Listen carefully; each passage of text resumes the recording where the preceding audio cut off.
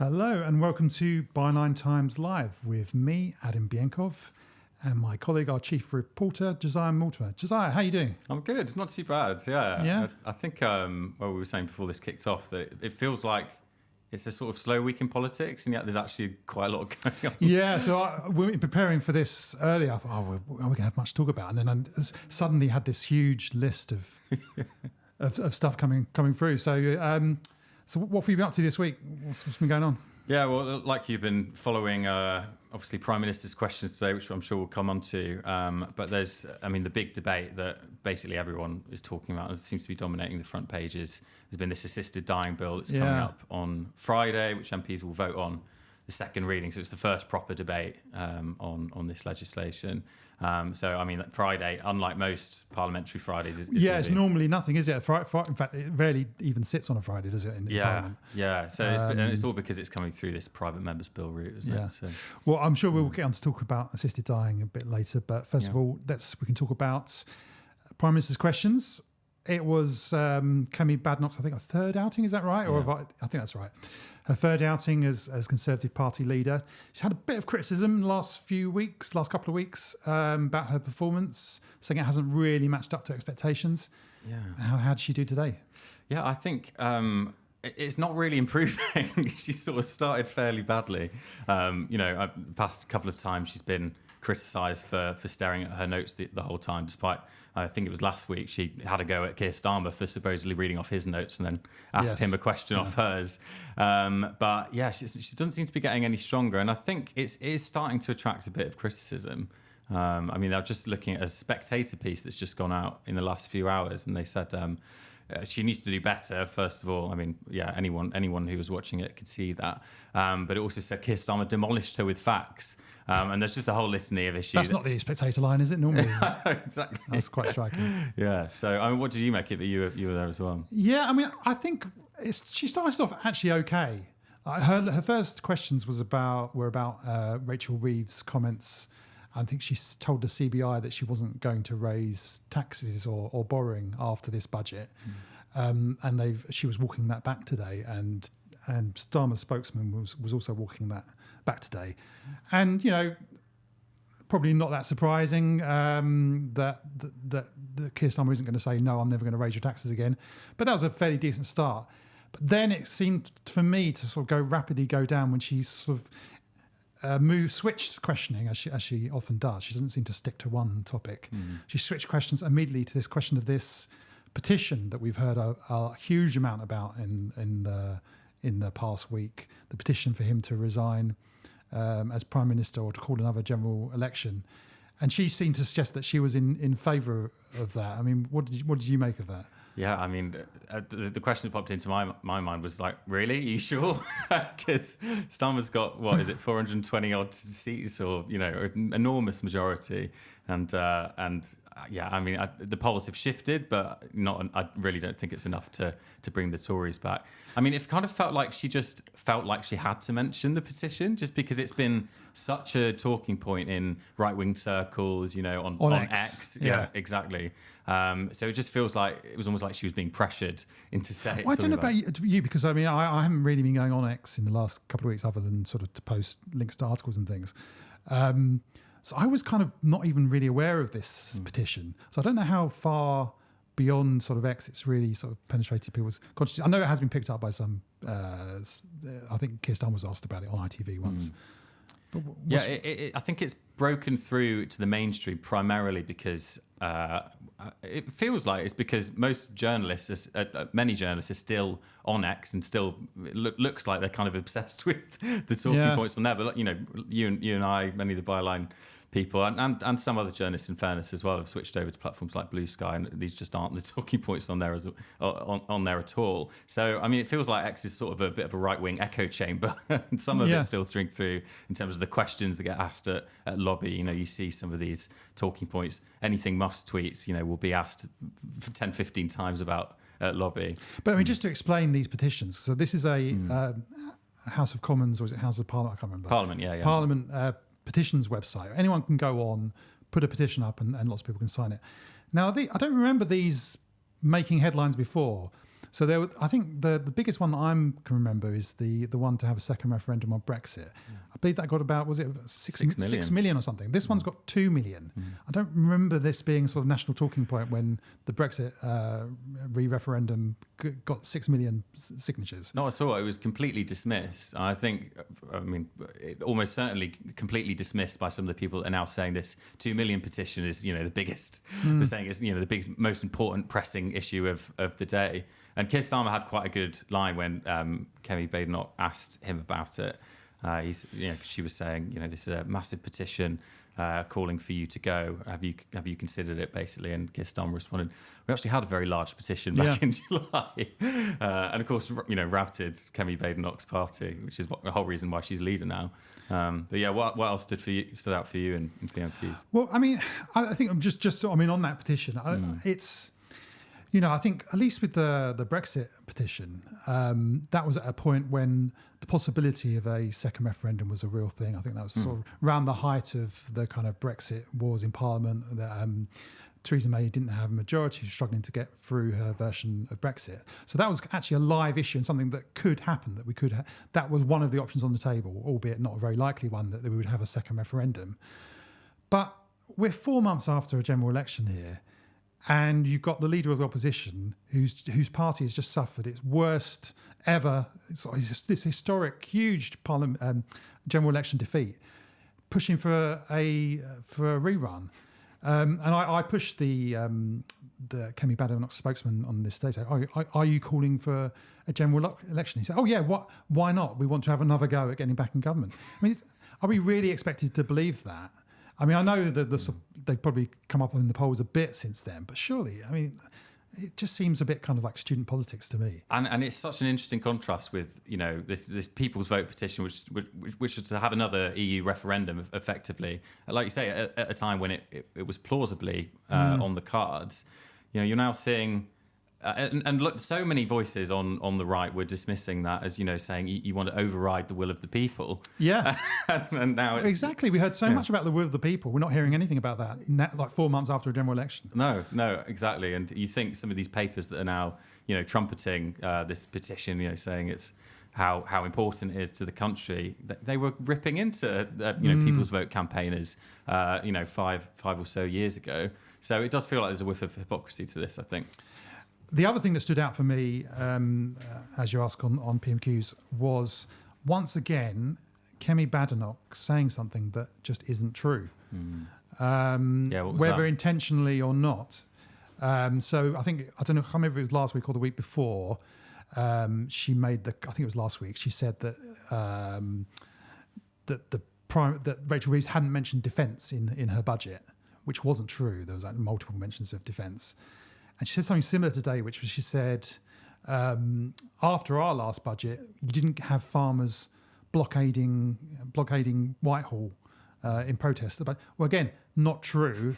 I found that, on just a couple of weeks, or a week and a half or so after the budget, farmers did actually blockade the streets around Parliament, protesting against government policy on farming. So I don't know, do you think, is this her deliberately saying something that isn't true, or is this just sloppy sort of preparation, or what's going on, do you think? I don't know. It feels like Hovis worst of both. It's such a short political memory as well, because I think these protests... March this year.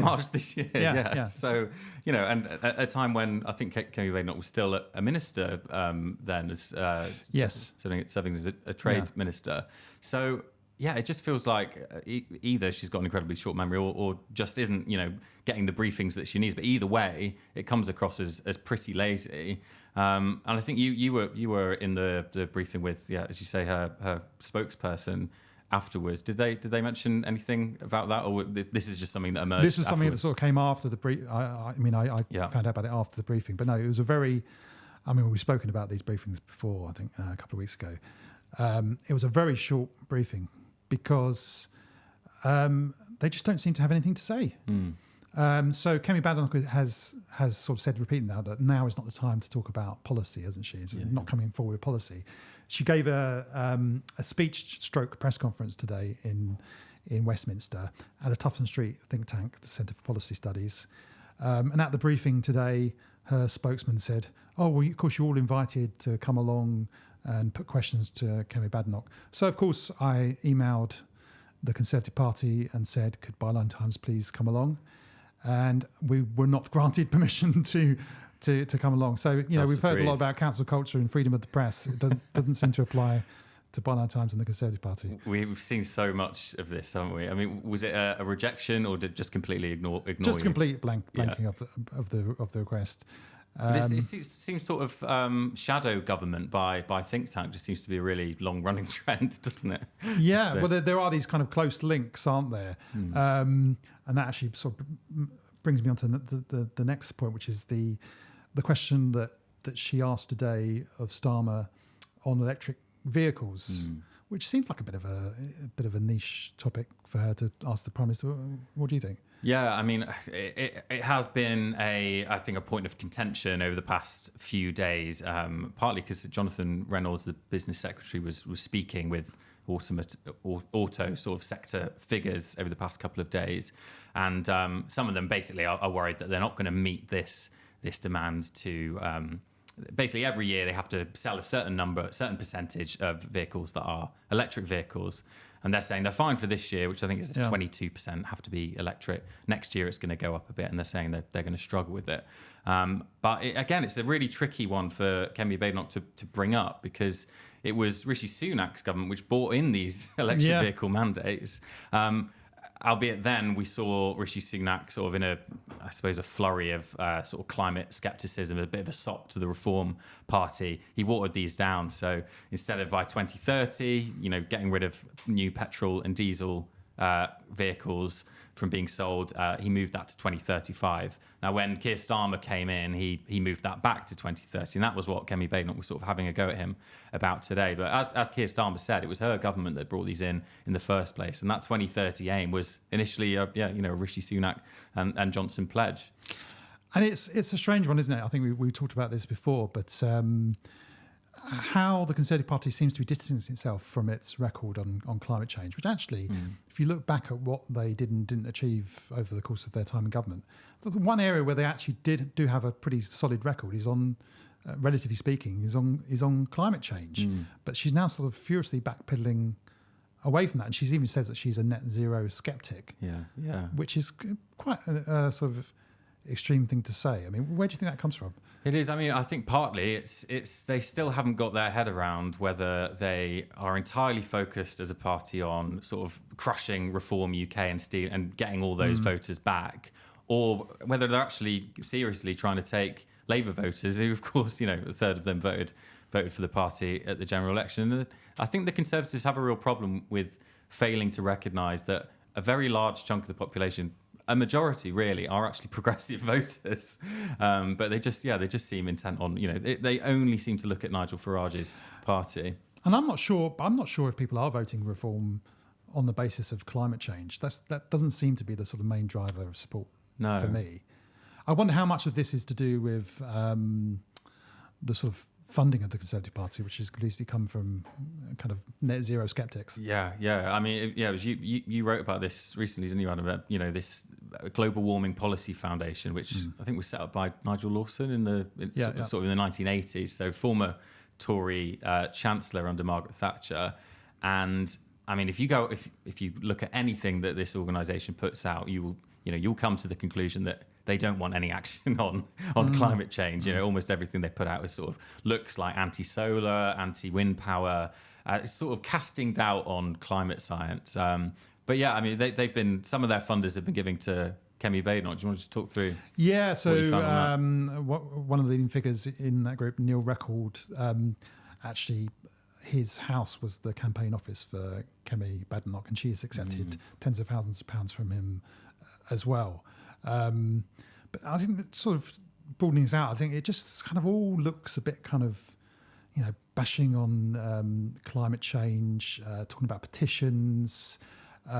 Again today, she was having a go at him for hobnobbing at the G20, which then sort of led into this series of biscuit puns. I don't know if you caught that. She referred to Angela Rayner as a ginger nut, which, all right, it's slightly desperate. Yeah. but none of it seems very serious to me. It's all a bit kind of, sort of student politics, a little bit desperate.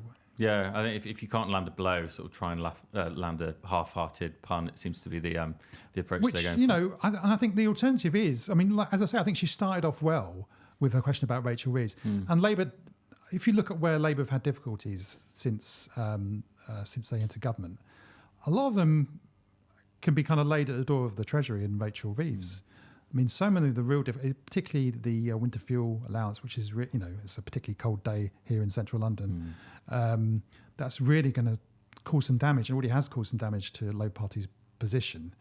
Why is she not devoting all of her questions to hammering them on the economy, on the measures in the budget, rather than sort of talking about hobnobs and petitions?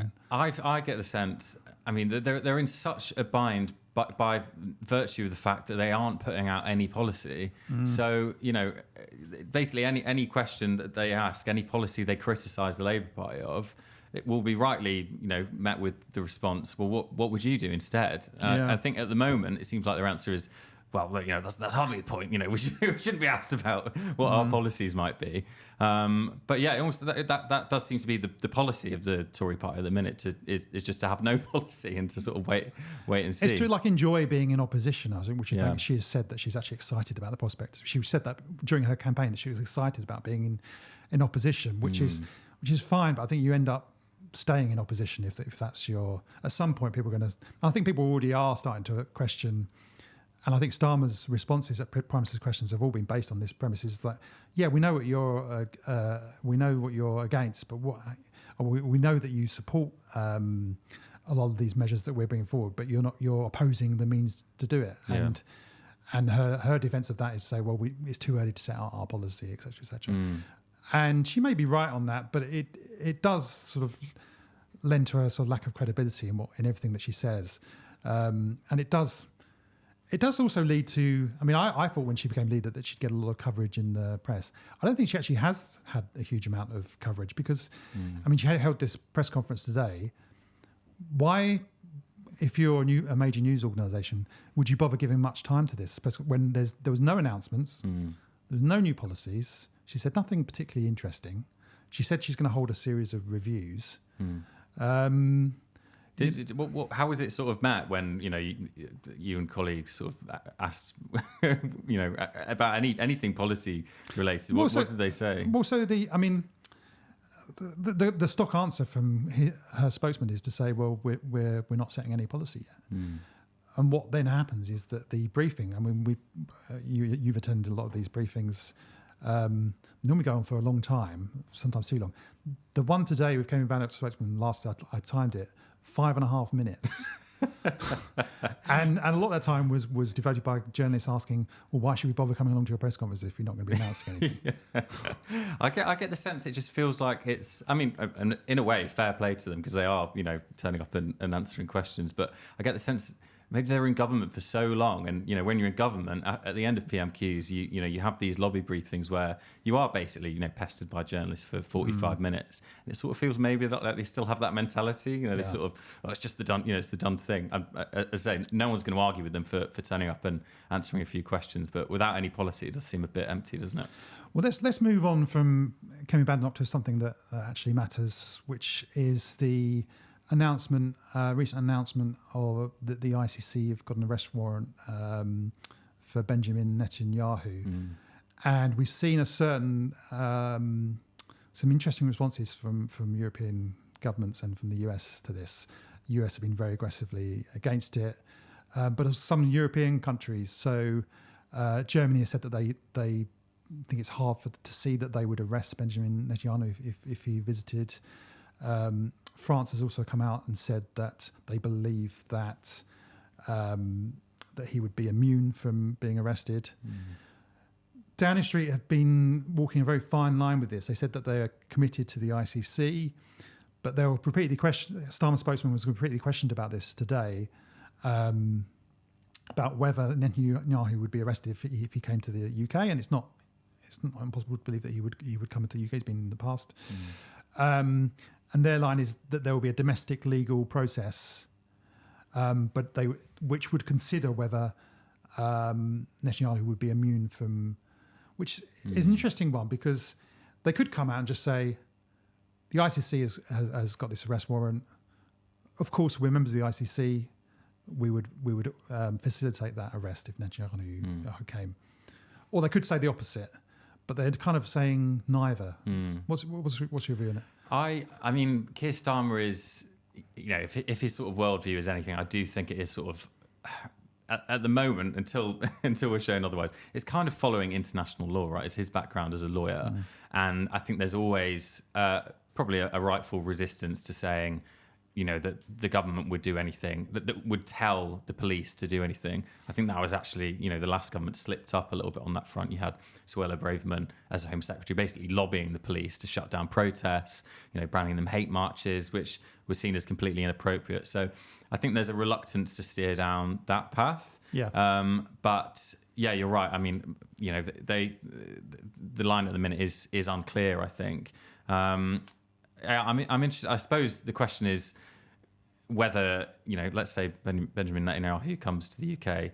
I mean, I'd imagine that he wouldn't just be arrested coming straight off the plane, landing into Heathrow. As you say, what might this sort of domestic legal process look like? Is this talking about sort of going through a drawn out court battle or something?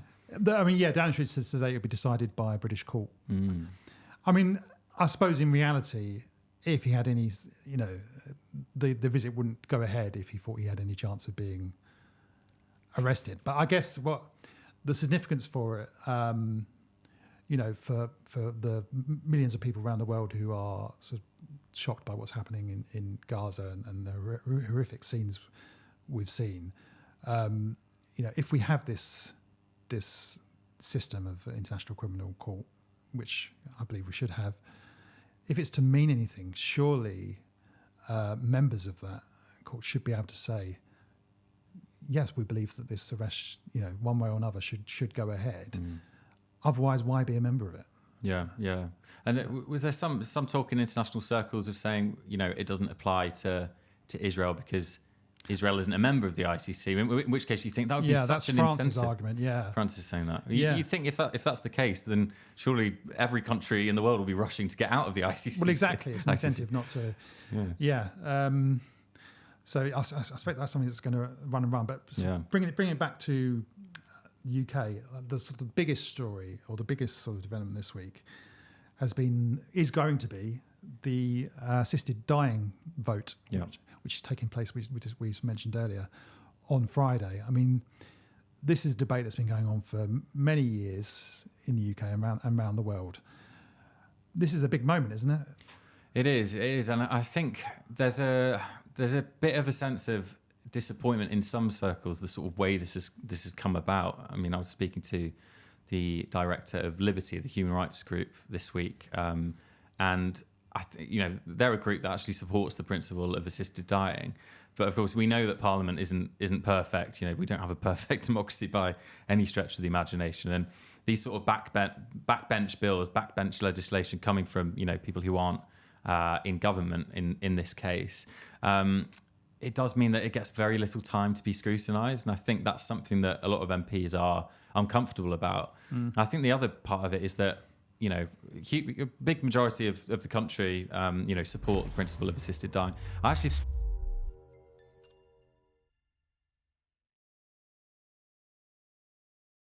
the principle, they're voting on a real document that's sort of sitting in front of them about how this is going to work in practice. And I think a lot of them are really struggling with, some of the nuances of this, whether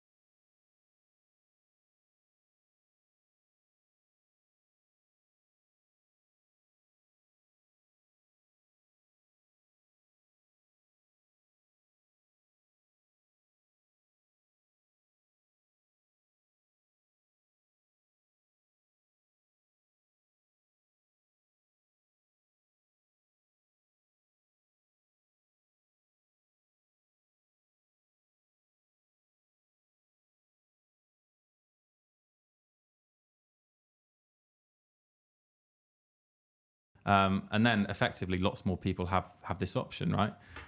So, as I say, it all comes back to this thing where it's really just not simple. No. And although it's a short bill, there are really massive ramifications to this. And as you say, massive ramifications to not doing anything as well. I'm sure there'll be lots of amendments. I think one of the concerns has been that there possibly hasn't been enough time given to the passage of this bill. Yeah. This is another thing, behind it being a private members bill. They're basically only debated on Fridays. Yeah. You get a few Fridays to talk this all through. But I don't think whatever happens to this legislation, the debate isn't going away. Yeah. So we've heard a lot about assisted dying this week, rightly so. We've also heard a lot about this petition, less rightly so. What other stories haven't we been told about this week? Yeah, there has actually been quite a lot. I mean, and you wouldn't notice it, I don't think, from looking at the front pages. But I think it was just yesterday, the legislation to renationalise the railways in England got royal assent, got signed off by the King. I don't think that got covered at all, no. It's a big deal. Massive deal. It basically means all of the railways in the UK will be in public hands by the end of this decade. And this has been a long-running aim of the left for a long time, and it seems like it's sort of passed unnoticed, really. Yeah. And I think it's partly because it's fairly moderate in the way that it's done. So they are looking to end the franchise. When the franchises end with these private rail operators, then they'll come sort of across as a sort of staggered set of dates. They'll come back into public ownership. But I was actually leafing through the legislation today, and perhaps it's just a reflection of the fact that no one's really been looking at it. But the Secretary of State will be required to basically list the worst to the best performing current rail operators. All right. And it looks like those... On what basis is that? On the basis... On delays and... Delays, yeah, customer satisfaction. Yeah. I mean, I don't know if the criteria are currently out there yet, but it does feel like this idea of a break clause, which is in the law at the minute. If an operator is performing really badly, the Transport Secretary can just come in and say, right, we're taking over. And that's happened in a few cases. And I get the sense that under this legislation, which, as I say, passed yesterday, there could be a few train operators where, ministers say, you're just performing so badly, we're going to end it now. And that could be a much quicker route to bringing these lines into public ownership. But I'm planning on, delving into this in a bit more detail in the coming weeks. But it's, it does feel like a little hack there. So it is, it is a big moment. And Starmer, originally, when he ran to be leader, was in favour of nationalisations of other parts of the water and public sector.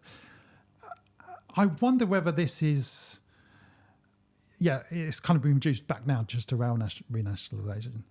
I wonder if, in a few years' time, if this process is seen to be a success, that this could open the door to, things like private water sector being nationalised. Yeah. I mean, they're putting through at the minute this special measures bill on the water industry.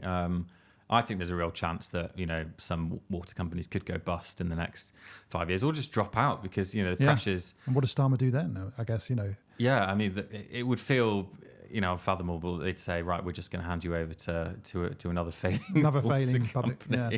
Well, I mean, what do you think? Do you think the sort of political dynamics could shift where Labour gets to a position where it says... Well, it's the thing about politics, isn't it? Is what seems impossible, once that kind of precedent has been set, suddenly becomes possible. And nobody questions it. So for many years now, since the sort of 1980s, the idea of nationalisation was a complete no-go for the Labour Party. Starmer's changed that now, I think, and I think we could see a real shift. I mean, you've seen it. I mean, another example, I guess, would be equal marriage, for instance, which for a long time in the Conservative Party they were hugely divided over, and actually, sort of majority against for a long time. But once it's in place, you will not hear a Conservative MP saying that they would repeal equal marriage.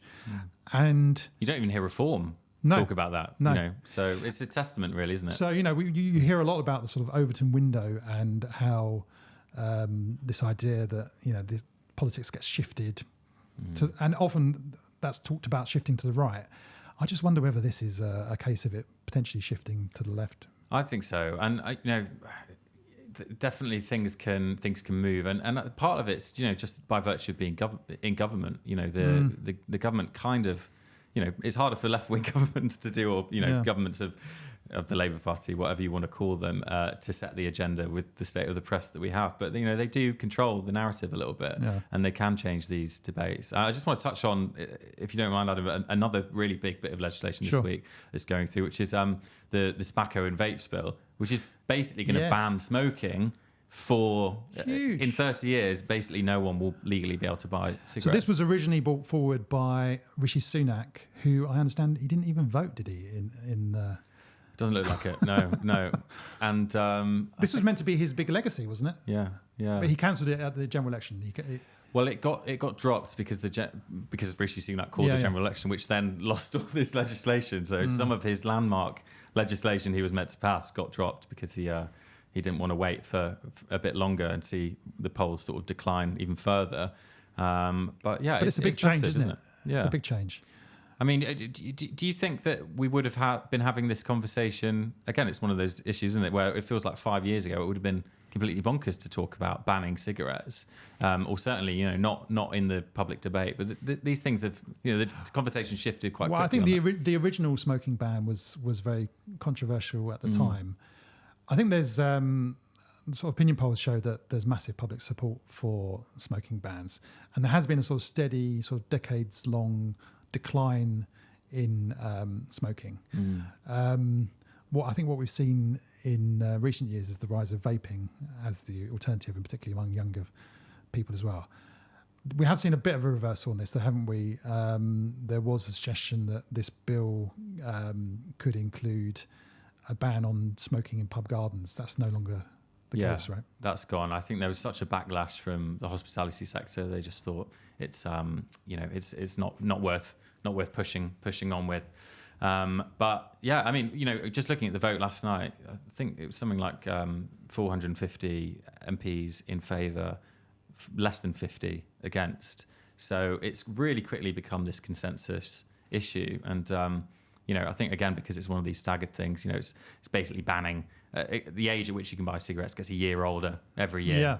There's not a lot of unfortunately, a lot of young people don't vote. So could have a big impact on the NHS in the years to come. It's a big drain on the NHS smoking-related illness, isn't it? Yeah, I mean, maybe this will become one of these legacy issues, and sadly for Rishi Sunak, he won't be able to claim that mantle. Very much not. Yeah. Great. Is there anything else that we've missed this week? Any other? Anything else that you're working on? I'm thinking that I think we've covered quite a lot of bases, haven't we? Yeah. So, yeah. Well, thanks everyone for joining us today on Byline Live. Just a reminder that in order to do the journalism that we do, we need your support. So if you'd like to take out a subscription to our fantastic monthly news magazine, Byline Times, please do go to our website, bylinetimes.com, and take out a subscription. We're also encouraging current subscribers to encourage their friends and family to take out just one more subscription in order to build better media here at Byline Times. So if you can support us, and if you know other people who could support us as well, we'd really appreciate it. So thank you, Josiah, for joining. Thanks, Adam. Me, and we'll hopefully see you again soon.